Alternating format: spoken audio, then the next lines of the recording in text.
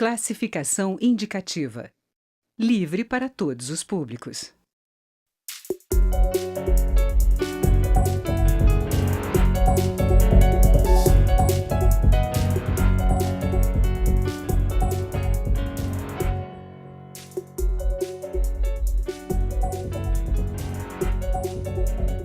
Olá! A Organização das Nações Unidas prevê que até 2050, um terço do mundo vai sofrer com a falta d'água. O Brasil, que detém 12% da água doce do planeta, já está passando por crises regionais de escassez. De acordo com a Agência Nacional de Águas, 18 milhões de pessoas sofreram com falta d'água no ano passado no Brasil. 84% desse total vive no Nordeste, que passou nos últimos 7 anos pela pior seca da história. Como vencer esse desafio? O Câmara Debate da Rádio TV Câmara vai discutir a crise hídrica com os deputados Sérgio Souza, do PMDB do Paraná, e Adelmo Carneiro Leão, do PT de Minas Gerais. Deputado Sérgio Souza, o senhor foi relator da Comissão Mista Permanente relator que é uma Comissão Permanente de Mudanças Climáticas. A gente está passando por esse problema de seca. A gente agora no Distrito Federal teve um problema sério de seca, continua em racionamento, São Paulo teve recentemente. É uma questão permanente, o clima está mudando, ou é uma questão, ou a gente está fazendo alguma coisa, está consumindo demais? Como é que o senhor vê essa? Por que está acontecendo essa seca, que a gente nunca pensou que fosse passar desse jeito por essa situação? Olá a todos, Vânia, Adelmo, prazer em estar aqui com vocês. Desde que eu cheguei ao Parlamento, eu milito muito nesta área. Na Comissão de Mudanças Climáticas estive, por todos os anos que estive no Senado, e em todos os que estou aqui na Câmara. Presidente, relator, por mais de uma vez, inclusive, e este ano novamente estarei lá. Nós temos que sempre pensar, Vânia, de que o planeta ele é vivo. O planeta, ele está em constante mudança. Não tem, lógico que aqui o bioma ele se transforma, aquilo que você, dependendo da ação que você faz, alguma reação ela vai ter em algum momento, de curto, de longo prazo. E lógico que, mesmo quando não existia seres humanos no planeta, nós tínhamos problemas de intempéries climáticos, de momentos de mais frio, gelo, secas, fogo, quente. Então isso está acontecendo, só que hoje Deus nos deu a responsabilidade de cuidar desse planeta. Nós temos que ter muita consciência para isso. Eu vi na sua abertura, você dizia, olha, o Brasil tem 12% de água de superfície do planeta, água doce, né? Nós temos uma costa enorme, né?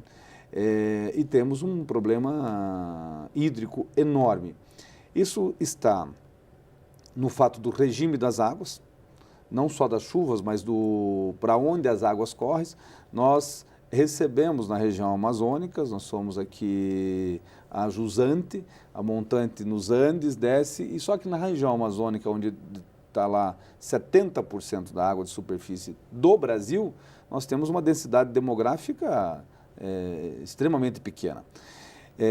Temos uma bacia do Prata também muito grande, inclusive começando aqui por Brasília, as suas nascentes, aqui nascem vários rios aqui na região de Brasília, mas a bacia do Prata que corre para o Paraguai, Argentina, ou alguns passando pela Bolívia, como é o caso do rio, não, nem passa, Bolívia passa, Uruguai, o rio Paraguai.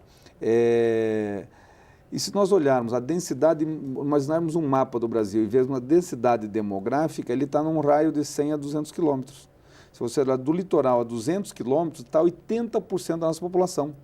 Mas com exceção do norte e do nordeste, o restante sudeste e sul, que tem a maior densidade demográfica, os rios nascem e correm para o outro lado, não correm para a região. Então, as nascentes, por exemplo, pega São Paulo, Rio de Janeiro, são os rios pequenos, as nascentes pequenas. Os rios grandes estão em outras regiões do país.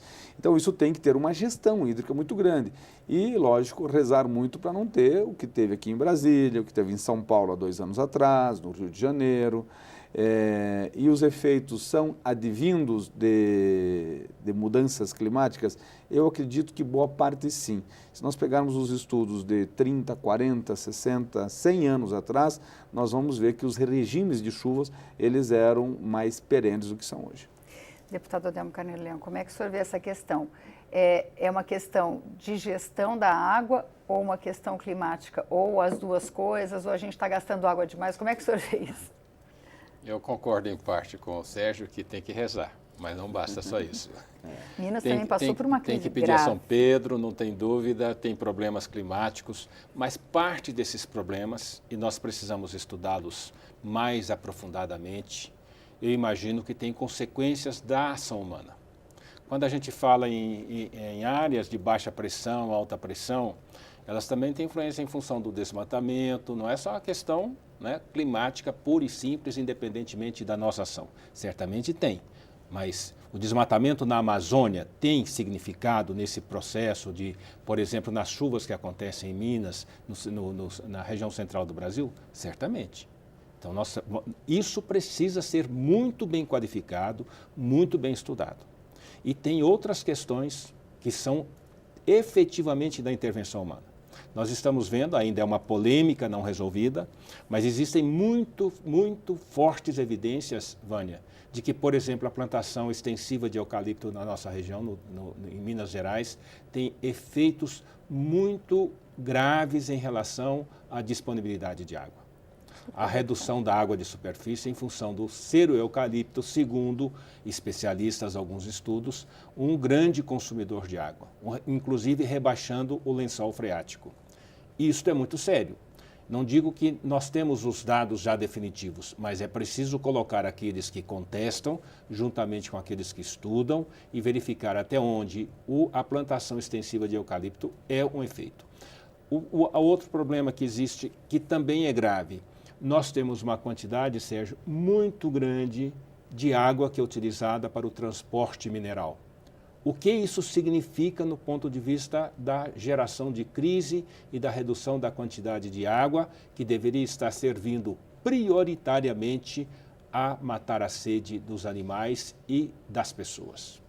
Esta questão precisa ser debatida e discutida.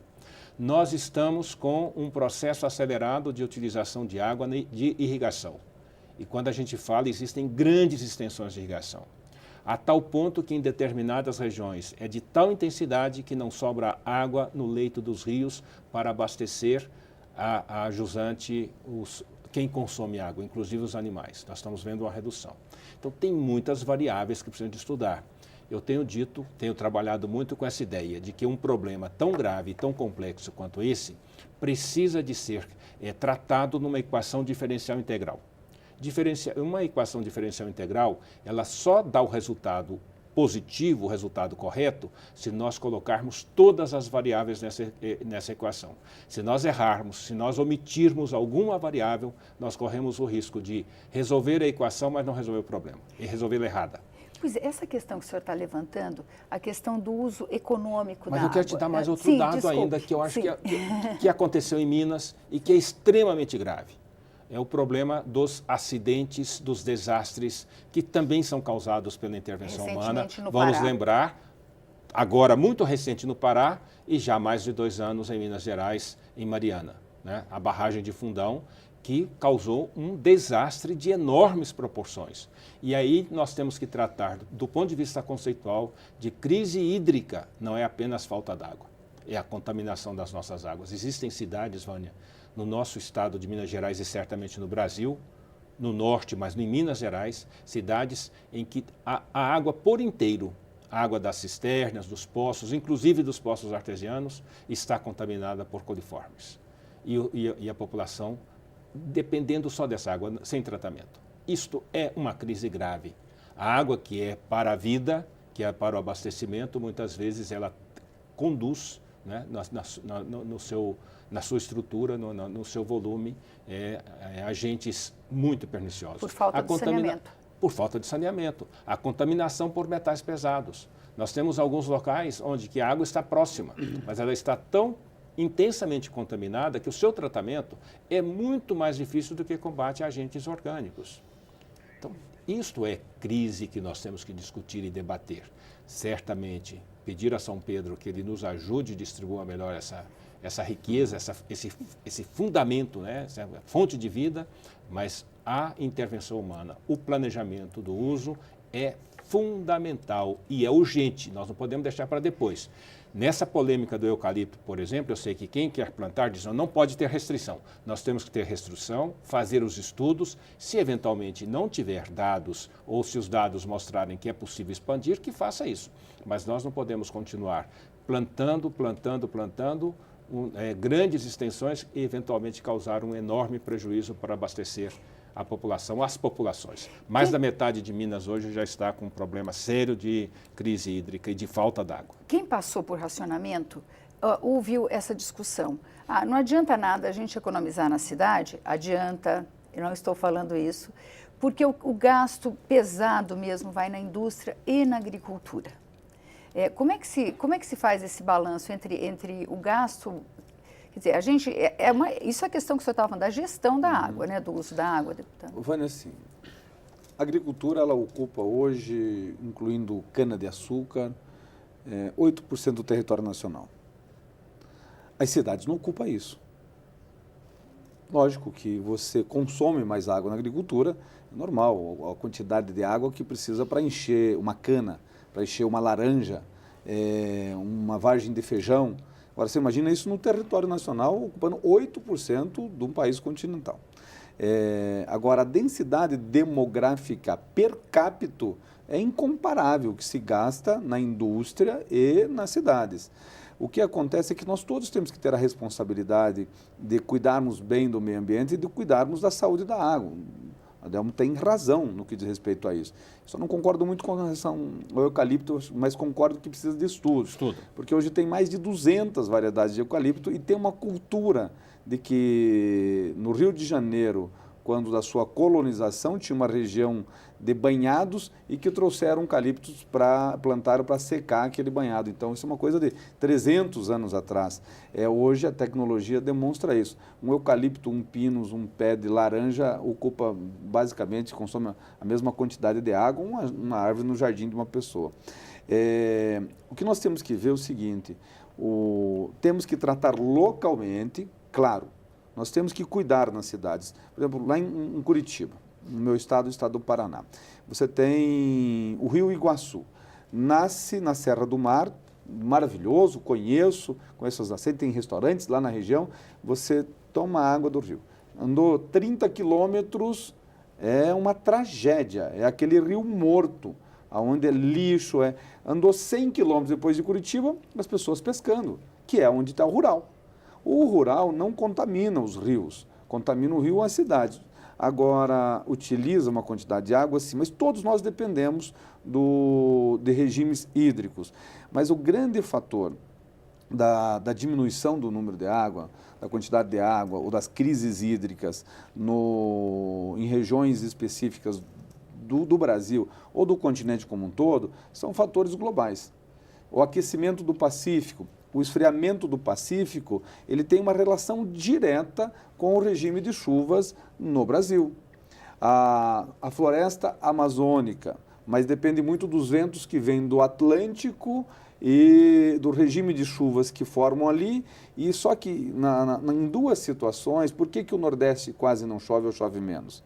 Primeiro que tem duas regiões do Nordeste. A zona da mata não tem problema de regime de chuvas, porque recebe a influência do mar, da umidade, da evaporação do mar, e ela vai até uma altura, 100, cento e poucos quilômetros.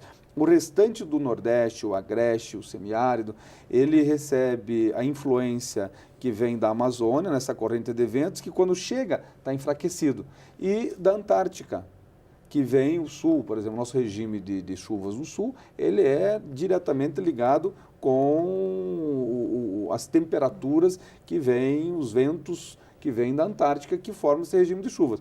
E que chega nessa região também, ultrapassado o centro-oeste, já enfraquecido. Lógico que é fato que o Nordeste tem um maior problema histórico isso. Se voltar 300 anos, não era diferente, mesmo quando nós não tínhamos um veículo usando petróleo no Brasil. Agora, temos que ter responsabilidade. O aquecimento global é fato. Se nós não cuidarmos, nós vamos ter regimes diferenciados de chuvas cada vez mais. Se nós olharmos os estudos, essa semana ainda em Embrapa, o Evaristo, que está lá numa unidade em São Paulo, que estuda toda essa metodologia do clima e de como é que isso vai ser no futuro, ele estava nos apresentando o aquecimento e a influência disso no regime de chuvas dos últimos 30 anos. A hora que ele pinta o mapa, aquela coisa de amarelo para vermelho, é incrível você ver o quanto mudou.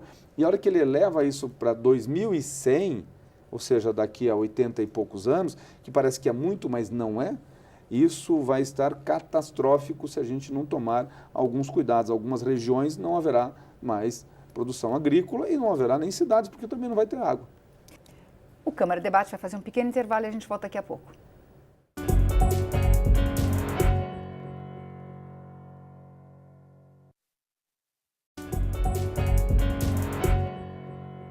O Câmara Debate está de volta, hoje discutindo a crise hídrica com os deputados Adelmo Carneiro Leão, do PT de Minas Gerais, e Sérgio Souza, do PMDB do Paraná. Deputado, o senhor falou sobre a questão da água contaminada. O Brasil perde demais em encanamento velho, né, em perda de água no transporte da água potável e também na falta de esgoto. Como é que o senhor acha que o Brasil pode resolver isso? As metas para aumentar o saneamento público são sempre vencidas. A gente nunca consegue atingi-las. Nunca cumpridas. Olha que paradoxo. Água tratada custa caro e nós perdemos água tratada. E nós usamos mal a água tratada. Usa água tratada para descarga, água tratada para limpezas mais elementares, para lavar carro, às vezes para lavar calçadas. Isso é um absurdo e perde na estrutura, no sistema envelhecido, mal estruturado. Por outro lado, a água não tratada, a água contaminada, nós julgamos água, esgoto, em água, o Sérgio falou agora mesmo, nos nossos rios, nas nossas nascentes, nos córregos. Isto é absolutamente anticivilizatório, isso é inaceitável nesse século que nós estamos vivendo. Isso podia pensar, quando tinha uma população pequena, que os esgotos seriam julgados e os julgados acabavam diluindo nos rios. Mas isso é inaceitável nesse momento. No entanto, tem planos, mas não tem planejamento. Tem planejamento, mas não tem ação efetiva.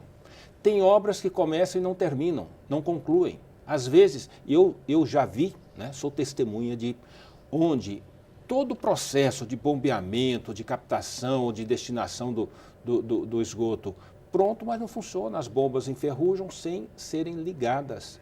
Um desperdício enorme. Isto é grave, isto é sério. E, lamentavelmente, a água que não é tratada, que é contaminada, né? Por exemplo, tem cidade onde que os dejetos humanos, os dejetos são em fossas sépticas, contaminam a água das cisternas e hoje estão contaminando as águas dos poços mais profundos e essas águas estão sendo utilizadas. Isso causa prejuízo enorme. Existem estudos muito concretos, muito bons, mostrando o seguinte: quando você faz saneamento, quando você cuida da água, quando você dá uma destinação correta, você economiza para cada real que você aplica em saneamento, você economiza em saúde 3, 4, 5 reais. Nós sabemos disso tudo, Vânia. Falta, sabe o quê?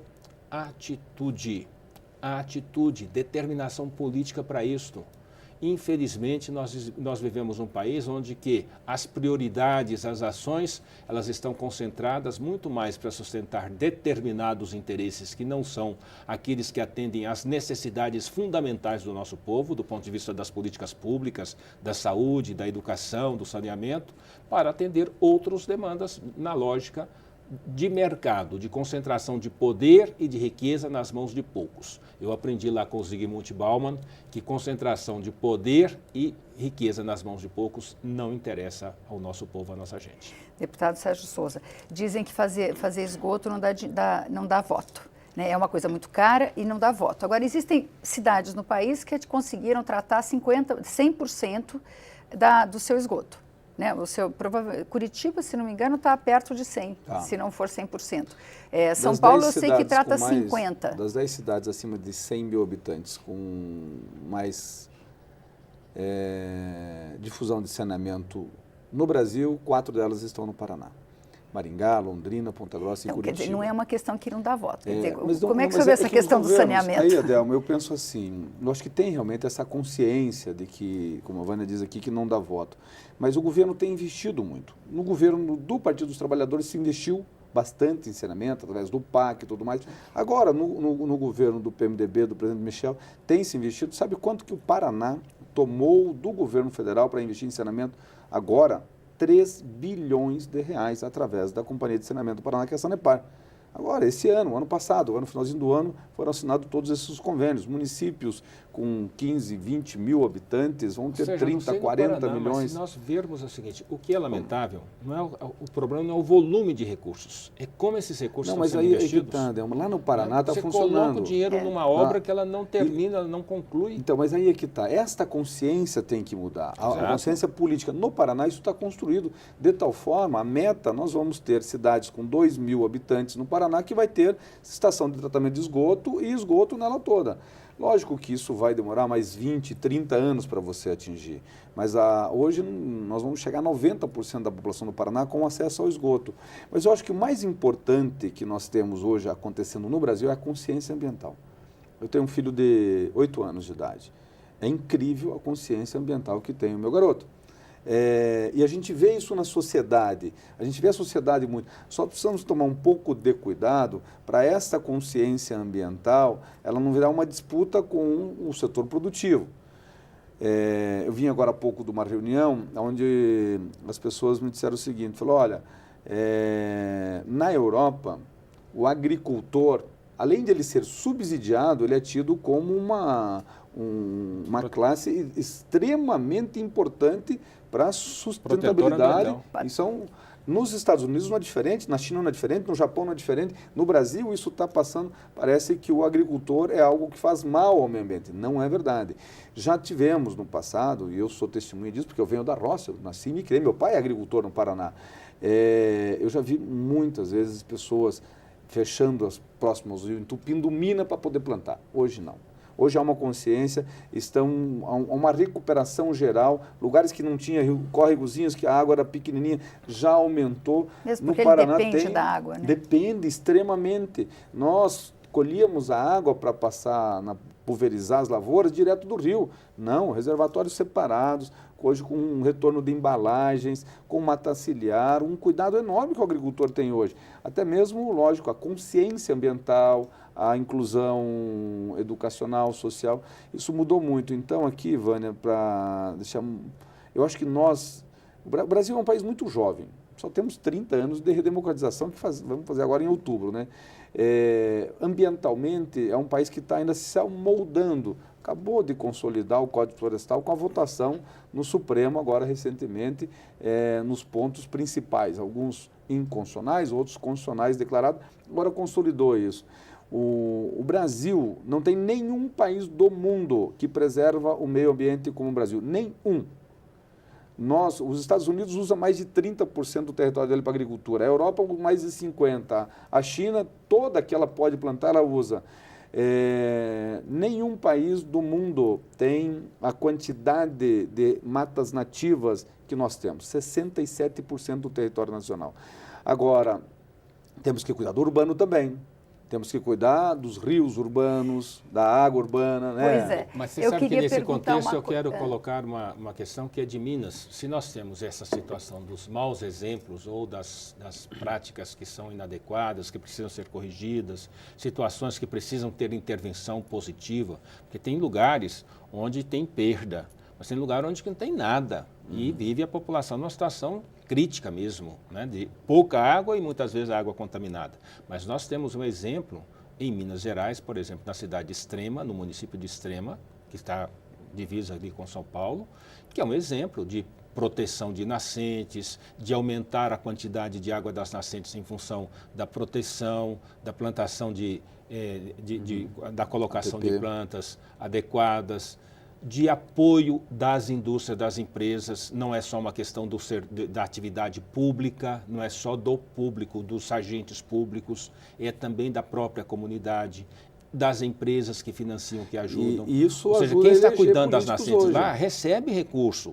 ganha para proteger. E isso é muito importante, você criou uma consciência muito positiva. Então, na minha concepção também, é que a educação, a cultura são elementos fundamentais para a gente dar um enorme salto de qualidade num tempo curto. Logicamente, não tem nenhum investimento em educação e cultura que se faz com uma chavinha mágica. Ele depende de um tempo, mas é o tempo mais bem aproveitado para a gente poder fazer as mudanças necessárias no país. Bom, a gente vai terminar por aqui. Eu agradeço a presença dos senhores. O Câmara Debate termina, mas você pode rever este e outros programas na nossa página, câmara.leg.br. Obrigada pela audiência e até a próxima.